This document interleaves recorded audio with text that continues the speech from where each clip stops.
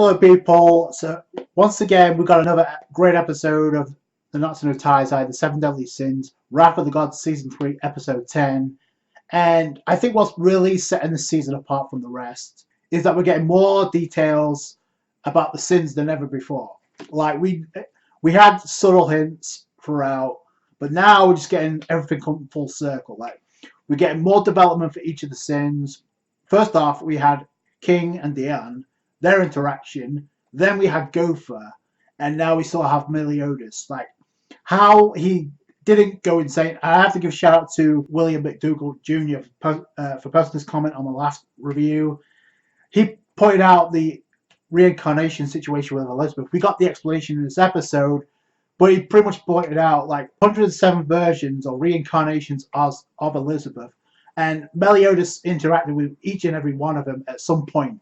How he didn't go insane, and in fact, Meliodas was at the point where he was going to go insane, and in fact, he snapped after the 106th death, which I'll get into. But how he didn't go insane and just he can't even commit suicide because that's the curse. So Meliodas breaks it down for the rest of the sins, and what's really cool is we actually get insight as to what Meliodas' true goal was, why he gathered the sins in the first place.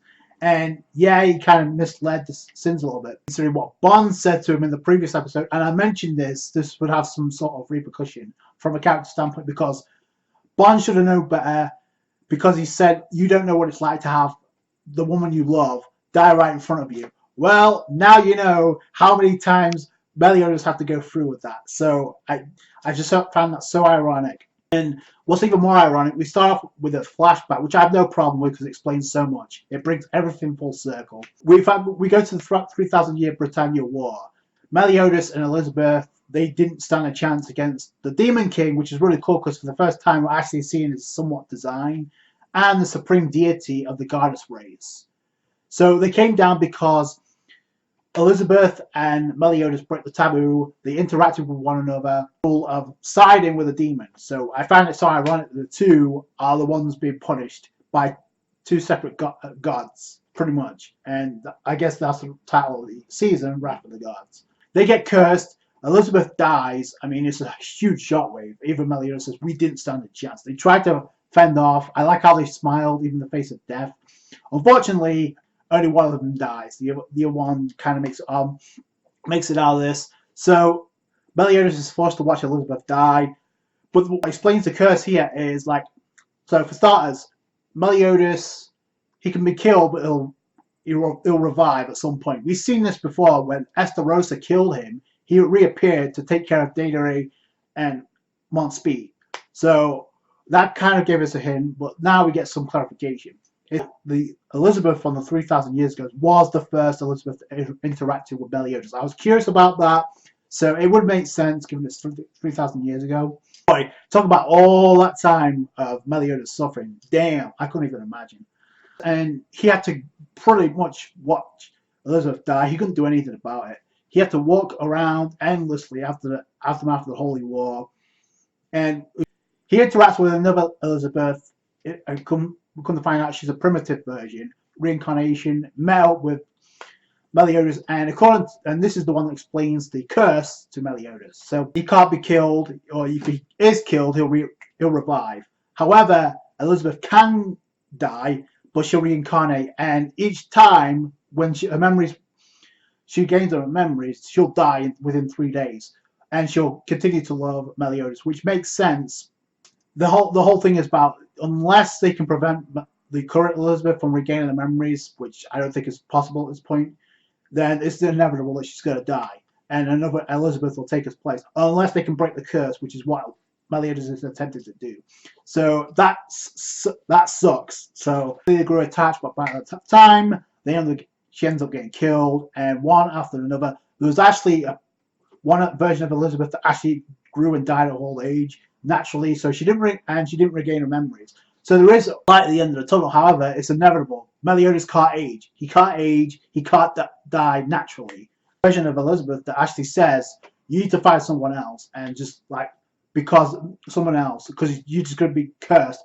And I like how the primitive version of Elizabeth, I believe that would have been the second Elizabeth to die, points out you need to find a way to break this curse, and it's revealed reason why she said that was so Meliodas wouldn't suffer anymore. So that paints the picture.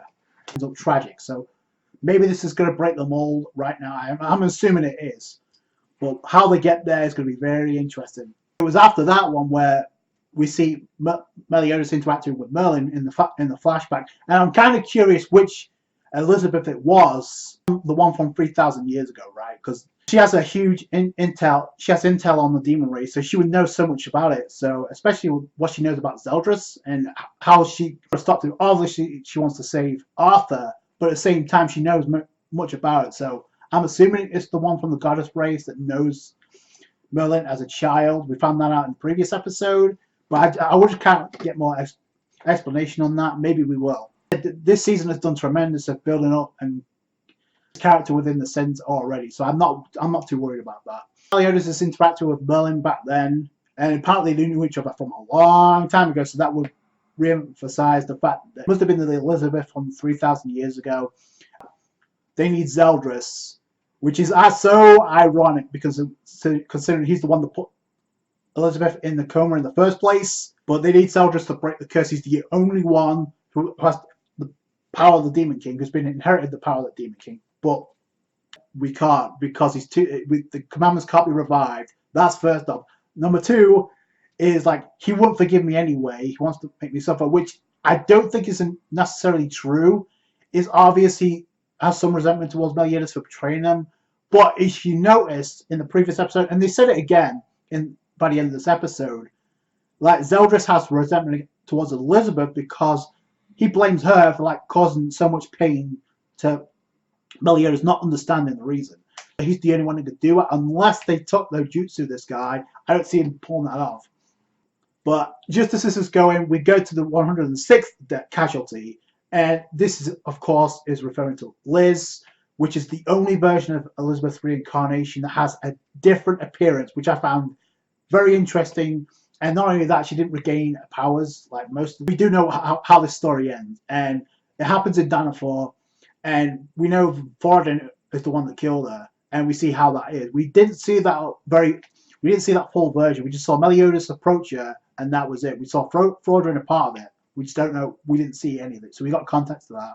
He did all this. He sacrificed so many people in Danafor to revive the commandments. He needed a descendant of the goddess race to make that happen. We know how important that is, considering what we saw in season 1. It's the same thing here. Only this time, Liz was the sacrifice needed, so that's why Thoradin went so far as to kill her. Meliodas arrived. He whooped the hell out of Thoradin, and it makes that scene in season 2 now more satisfying.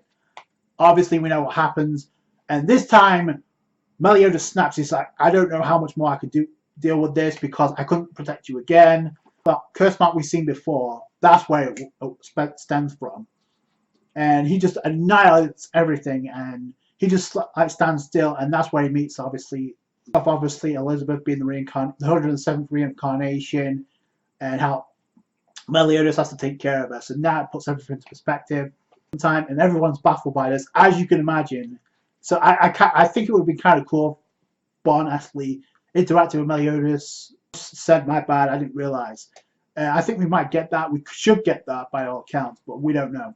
So if Bon had it rough, my God, the Meliodas had to scratch and claw. I don't know how he's still sane. So he gathered the sins together, was for his benefit, so they could break the curse. The only one who could do that is Zeldris right now, so they need to find a way to do that. So that puts everything together. They're heading to Cornell, which is around Camelot, but they need to go there and get rid of a dimension distortion. After that, they can fix Camelot and hopefully rescue Arthur. Whatever happened to him, I don't know. They do arrive, and I've said this in the last review, I do like how each of the Sins are now officially all suited up in the suit of armor, so that's pretty cool. But before they can go any further, they're intercepted by Zeldris between the brothers, which is long overdue ever since season 2. We got to see a battle royal, but we never got to see a 1v1. So now I'm curious. And Meliodas said in the flashback, he's not as strong as he once was, and he's got younger. So Zeldris is a lot more powerful. So now that puts it into perspective. I wonder how things are now that Meliodas has his powers restored. They tried to talk him out of going through this, but Meliodas and Zeldris have a score to settle, and that's how the episode ends. Wow. And putting the lid on what has been a crazy life for Meliodas so far, and it's not over yet. Character points go up for Meliodas in this episode for what he had to endure and how he's been able to cope. I have no clue, but now he has to deal with Zeldris, and apparently he's the only one that can help out break this curse. So pretty much, but at least if they get through with this, they succeed, the curse will be lifted. So, but I can't wait to see what happens next. Like I said, we get a little bit more about the sins than I ever thought possible, which kind of puts into perspective the final battle must be close at hand. Let me know what you guys think down below. I thought it was a great episode, and the setup was crazy. Now we've got Zeldris versus Meliodas, so I can't wait for that. That's going to do it for today, guys. Thank you so much for watching. Like this review if you did. Subscribe to the channel for more Seven Deadly Sins. Catch you guys later. Thanks, guys. Bye.